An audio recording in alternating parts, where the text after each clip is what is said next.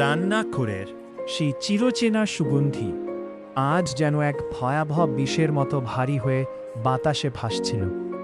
আর মৃদু আলোর নিচে দাঁড়িয়ে মায়া, যে কিনা তার হাতের জাদুতে শহরের সেরা সব খাবার রাঁধতে জানত, আজ তার স্বামী অনিরুদ্ধর জন্য শেষবারের মতো তৈরি করছিল এক বিশেষ পদের ডিনার। কিন্তু এই রান্নার প্রতিটি উপাদানে মিশেছিল এমন এক গভীর ঘৃণা, যা সে মাসের পর মাস তার মনের গোপন কুঠুরিতে জমিয়ে রেখেছিল। কারণ সে জেনে গিয়েছিল যে অনিরুদ্ধ তার অকৃত্রিম ভালোবাসার প্রতি চরম বিশ্বাসঘাতকতা করে অন্য এক নারীর বাহুডোরে তার জীবনটা ভাগ করে নিয়েছে। আর আজ সেই মিথ্যে সম্পর্কের পর্দা টেনে দেওয়ার দিন। মায়া তার ছুরিটি হাতে নিয়ে খুব শান্তভাবে মাংস কাটার ভঙ্গি করেছিল, যেন সে কোনো পশুর নয়, বরং অনিরুদ্ধর সেই মিথ্যে অস্তিত্বের প্রতিটি টুকরো কাটছে। তার চোখের কোণে নেই কোনো জল, আছে কেবল এক হিমশীতল ঘৃণা, যা তাকে আজ এক ঠান্ডা মাথার খুনি বানিয়ে তুলেছে। অনিরুদ্ধ ঘরে ফিরল তার চেনা দম্ভ আর মিথ্যে হাসির মুখোশ নিয়ে। সে জানত না যে খাবার টেবিলের ওই সুস্বাদু পদটি তার জীবনের শেষ অন্ন হতে চলেছে। মায়া তাকে খুব আদর করে খেতে দিল।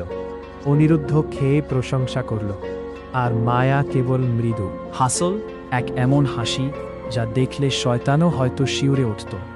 রাতের নিস্তব্ধতায় যখন অনিরুদ্ধর বিষক্রিয়ায় শরীরটা ধীরে ধীরে অবশ হয়ে এলে, মায়া তার সামনে গিয়ে দাঁড়াল। তার হাতে এখন আর ছুরি নেই, আছে এক টুকরো কাগজ যেখানে অনিরুদ্ধর সমস্ত পরকীয়ার প্রমাণ লেখা ছিল। সে সেই কাগজগুলো অনিরুদ্ধর চোখের সামনে ছিঁড়ে ফেলল এবং ফিসফিস করে বলল, বিশ্বাসঘাতকতার স্বাদ আমি আজ তোমাকে খাইয়েছি, যেমনটা তুমি আমাকে খাইয়েছিলে প্রতিদিন। অনিরুদ্ধর চোখে তখন জীবনের শেষ ভয় আর অনুশোচনা। কিন্তু মায়া তখন তার রান্নাঘরের সেই শান্ত পরিবেশে ফিরে গেলে যেন কিছুই ঘটেনি। সে খুব নিপুণভাবে সব আলামত মুছে ফেলল, এমনভাবে ঘর পরিষ্কার করল যেন কোনো এক শিল্পীর তুলির আঁচড়। পরদিন সকালে প্রতিবেশীরা যখন খবর পেলে যে অনিরুদ্ধ হৃদরোগে মারা গেছে, তারা মায়ার সান্ত্বনায় ভিড় করল। আর মায়া তাদের সবার সামনে এক অপ্রতিদ্বন্দ্বী অভিনয় করে গেলে, এক এমন নারী যে কিনা তার শোকের আড়ালে লুকিয়ে রেখেছে এক অন্ধকার রহস্য, যার খবর আজ অবধি কেউ জানে না। আর মায়া আজও সেই রান্নাঘরে দাঁড়িয়ে নতুন নতুন পদের রান্না করে, কিন্তু তার প্রতিটি খাবারের স্বাদ আজ যেন এক অদ্ভুত বিষণ্ণতা আর শাস্তির কড়াগড় নম্র বহন করে, যা খেলে মানুষ আজও শিউরে ওঠে। কারণ মায়া এখন আর কেবল এক রাঁধুনি নয়, সে এক অপ্রতিদ্বন্দ্বী বিচারক, যে কিনা নিজের হাতে নিজের বিচার সম্পন্ন করেছে। আর এই ঘটনাটি আজ সেই শহরের সবথেকে অন্ধকার রহস্য হয়ে বেঁচে আছে, যা কোনো গোয়েন্দা কোনোদিন সমাধান করতে পারেনি।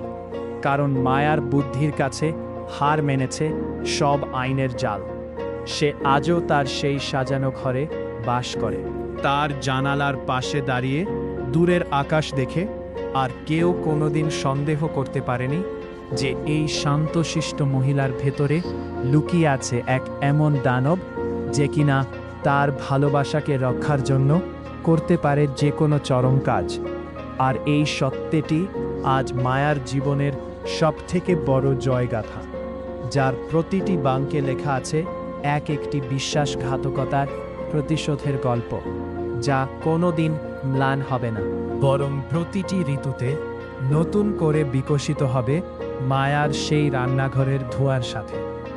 আর এই ধোঁয়া আজও আমাদের মনে করিয়ে দেয় যে মানুষ যদি তার ধৈর্যের সীমানা ছাড়িয়ে যায়, তবে সে আর মানুষ থাকে না, সে হয়ে ওঠে এক অমোঘ শক্তির উৎস, যে কিনা নিজের পথ নিজেই তৈরি করে। আর মায়া আজ সেই শক্তির এক অপ্রতিদ্বন্দ্বী নাম, যার প্রতিটি কাজ আজ আমাদের সমাজের দখলের হবে।